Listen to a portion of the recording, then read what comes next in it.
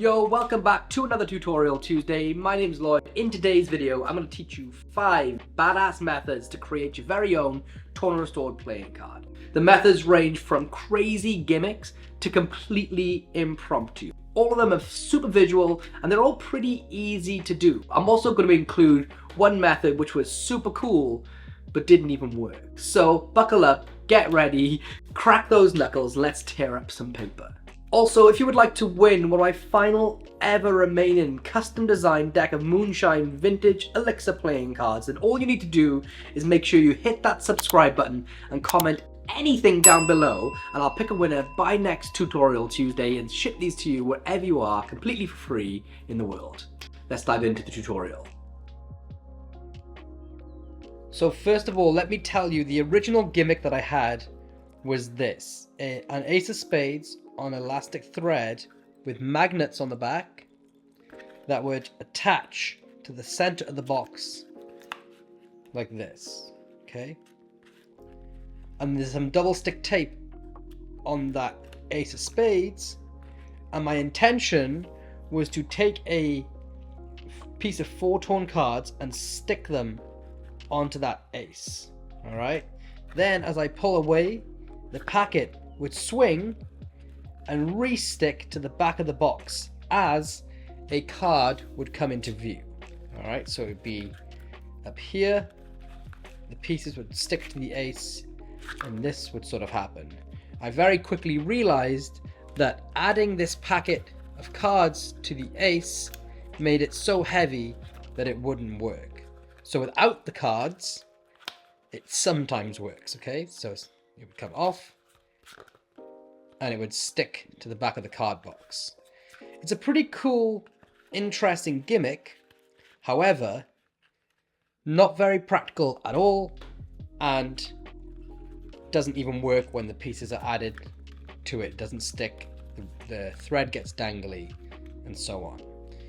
So, I called my friend Javier Fuenmayor. And as we were jamming, we very quickly realized that you could have a better visual with no gimmicks. So that looks like this. So check this out. Any card can be selected so that we can sign it to do the trick. Let's go for something like a 10 of hearts. The audience can take a Sharpie, uncap it, and place anything they want on the face. So for now, let's just put L, B, and a little smiley face, so you'll recognize it again. Again, it doesn't matter what they write on the card.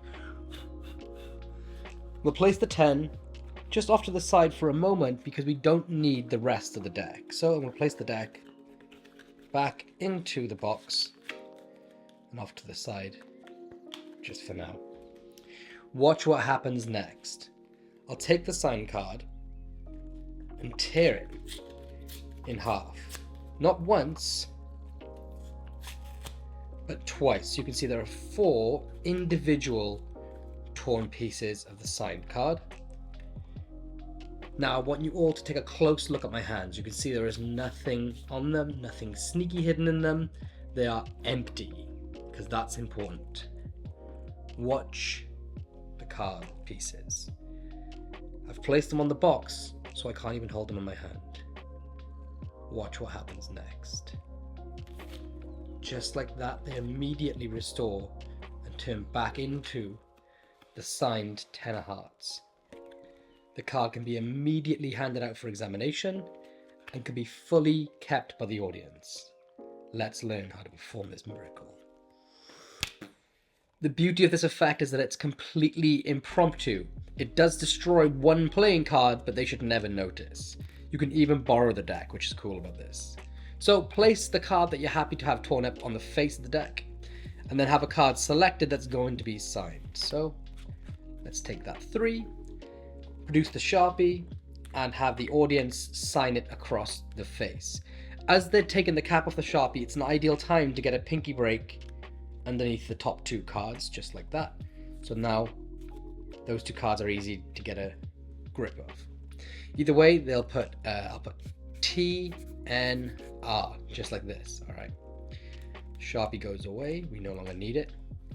Now what I do here is it's going to look like I placed that 3 in my pocket. But what I'm actually going to do is, using the break, I open it up as big as I can, and it's not really a move, there's not really a bit of sleight of hand, it's very simple.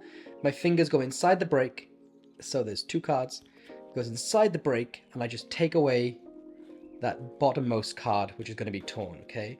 But at speed, it looks like nothing happens, alright? So that's my switch, leaving the 3 on the face of the deck. And remember, don't flash that to the audience, keep the deck back. So you just do this, and I place it in my pocket or on the table, just leaving it in view. Remember not to come back and flash the deck like that. So now what I do is turn the deck over, okay, just literally over towards myself. And at this point, I'm going to get a pinky break under the bottom card. So I just use my pinky to pull down just 1 card. It's actually easier than you think. But I do that as I reach for the box. Now, with the box lid facing up, okay, so the front side of the box pointing up, I pull it backwards, and I'm going to place the deck in the box, all except for this 1 card right here, okay? So the whole deck gets placed into the box, except for the signed card, which is going underneath, all right? So all this gets squared up, just like that. And I close the box, except for the signed card, like that, all right? At speed, it's actually really easy to do. If you haven't done it before, just practice a few times, but you'll get it down pretty quick. And let me show you how that looks at speed. So the card's been signed, I have my break, place it into my pocket, leaving it in full view, and I'll bring out the box and place the deck into the box just like this. All the while I've placed that signed card on the bottom. And I'll place the deck off to the side on the table, being careful to not let this card slide out, alright? So I just place that down like that and bring attention to my hands, okay? And this is a bit of conditioning, because I'm going to be doing this again in a moment. But for whatever it's worth, I introduce the signed card, being careful not to flash the face. I'm going to try and tear it exactly into quarters, because I don't want odd-sized, bigger pieces than normal. So I just try and follow the center line once and twice, giving me 4 roughly even pieces, okay? And I kind of like to try and twist them around a bit to get some different white edges showing, just because it looks a bit more chaotic. Now this is the important part of the routine. You're going to place these off to the side, but you need a reason to do this. So I square them up into a little packet, place them on top of the box for a moment, and come back and display that my hands are empty. Now the only reason that I do this is so that I have justification, I have motivation for going back to them and reposition, and the reason for them to be on the box in the first place, okay? So I place them down, come back, I show my hands like this. Now I can come back to the box and bring it back up, and I've got a reason for them being on top of there, okay? So I come down, I can actually grab the box underneath if it's on the edge of the table, and as long as I'm careful, I won't expose this card, all right? Either way, I grab the box in mechanics grip, and this is now, you're pretty much on the home straight, all the hard work's pretty much been done. And I then square these pieces up, because in a moment, they're going to be hiding under my fingers, and if they're all spread out like this, they won't be able to hide. So I square them up into a little packet as tight as I can, okay, like this. And now the move's super simple. I'll show you from sort of the exposed view. But all that's going to happen is my fingers are going to come over as if I'm just picking up the pieces. Essentially they are. But at the same time, my thumb is going to reach under the deck and just contact this card. And what I'm going to do is pull the card back at the same time as pulling the pieces. Okay, just like this. And now I can turn it over. And what I try and do, if I move this card out of the way, is I try and keep these pieces in sort of a finger palm, which means I can show my hand a bit more like this, okay? So I can do this and then show that card like that. At speed, or half speed, okay? It's like this,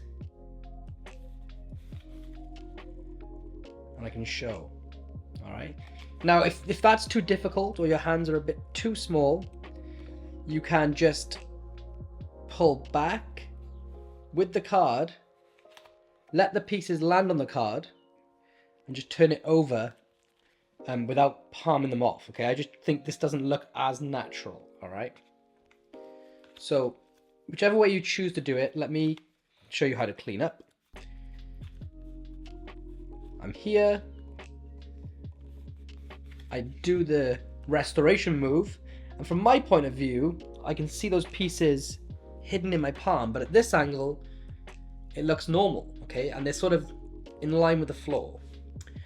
What I do immediately though is now come and grab the card with this thumb on my left hand on top of the box and let this hand dangle freely, okay? This is an old magic principle that if your hand is swinging lightly, it indicates that it's empty. I think it's like an old Vernon piece of theory.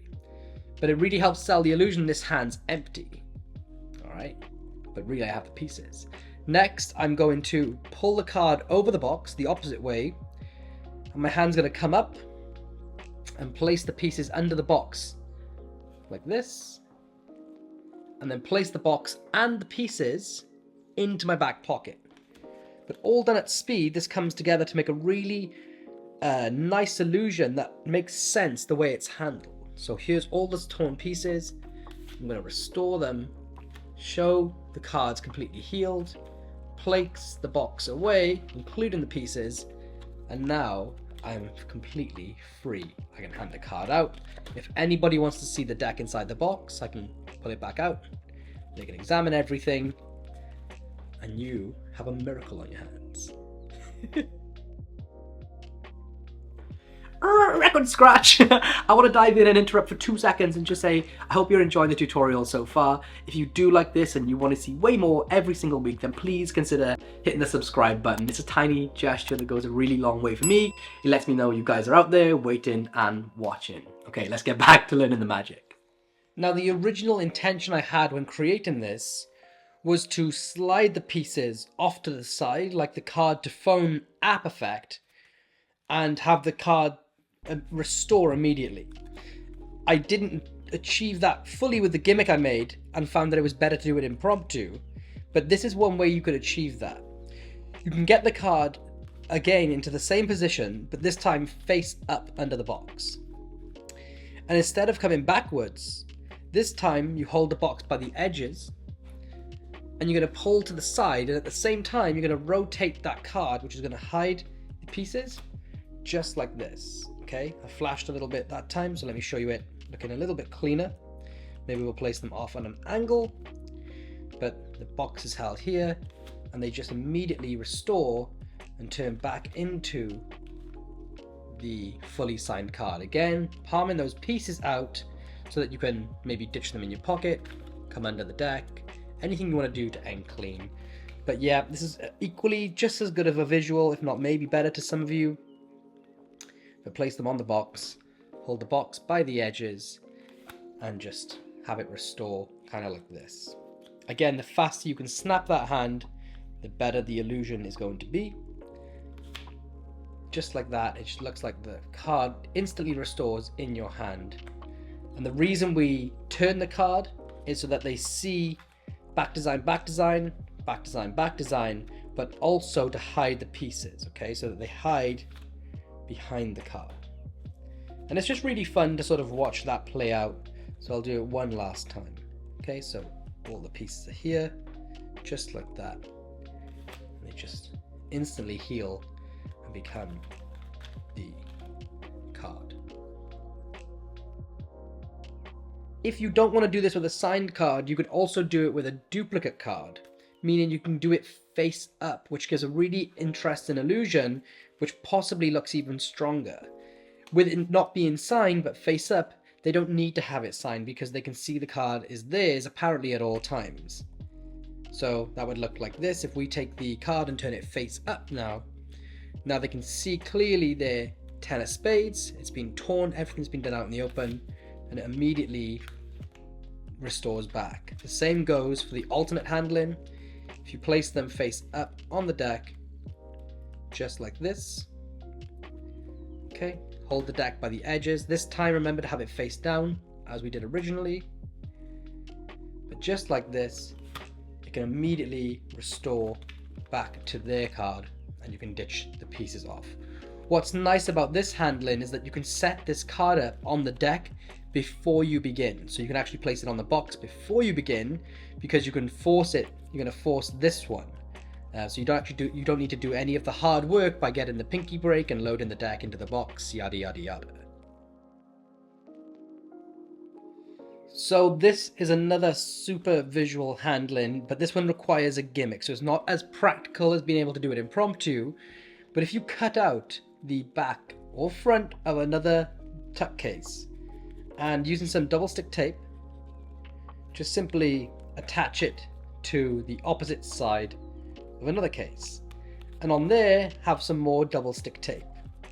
Now you can do some pretty cool visuals. When you take your torn pieces, what you're going to do is you're going to tear a small line just like this, just a little bit in them, and now you can sort of twist them together and they will lock in place. All right, so it makes like a little packet of torn pieces. All right, they now lock in place. All right, that means that if they get placed onto the box and stuck to the double stick tape, they won't fall off. Now with your signed card or your duplicate card underneath, the piece is locked and stuck to the back of the box. Watch how cool this visual looks. Just like that, it looks like that card immediately restores.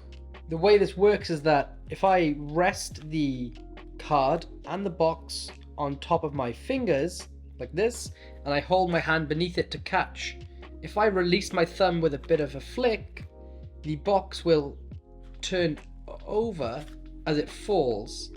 But because it's a double-sided box, it looks like nothing's happened. Okay, and at speed, you get this illusion. Just like that, the card instantly restores. One other thing you can do is obviously you can do it face up. So if you have the pieces this way, stuck to the box, then you can just immediately have it restore face up. And get creative. This is not the only way to use this gimmick. This is the only way that I'm going to show you to use this gimmick to create this beautiful restoration.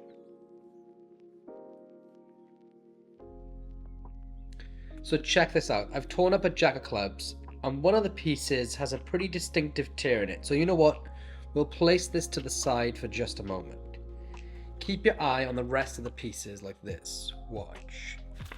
Just like that, the card completely restores, all except for that perfectly matching corner piece. So the way this works is by taking two cards, two duplicate jack clubs, holding them together and tearing out two identical corners. Okay, so the corners are both matching. I then take the card, stick the corner to one side and place it on the box like this. The rest of the pieces, as before, are torn and locked into place, and the duplicate piece is added on top of these pieces. And if you look closely, you'll see I have a little bit of double stick tape right in the top corner here. Now all I need to do is show the piece so I can get into this position like we learned before. Place the corner piece up here and then execute the restoration move, which looks just like that. Now I can show that it's restored, all except for the receipt corner.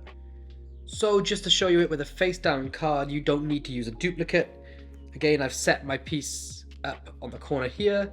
I place the box on top. These are locked and stuck to the box. And then I have a duplicate corner there. Now I can show it, place it onto the double stick tape, and now whenever I want to, 1, 2, I can just restore that card immediately and show that the corner matches perfectly. Remember, if you want to win the Moonshine playing cards, then all you need to do is hit that subscribe button and leave a comment down below. Like I said, these are not the only ways in which you can use this method or these gimmicks to make this effect look even better. Just get creative and have fun, play around with some things. But if you're struggling, then the torn and restored card concept is something I've explored a lot, especially on this channel. And I've used way more completely wild methods to achieve the TNR. So if you're struggling for some inspiration and you want to see some more torn and restored cards, then maybe consider checking out this video right here, or maybe this video right here next, and that might lead to some more inspiration in how you can approach this plot a little bit differently. With all that said and done, I will see you all very, very soon in the next video. Please consider hitting that subscribe button. Peace.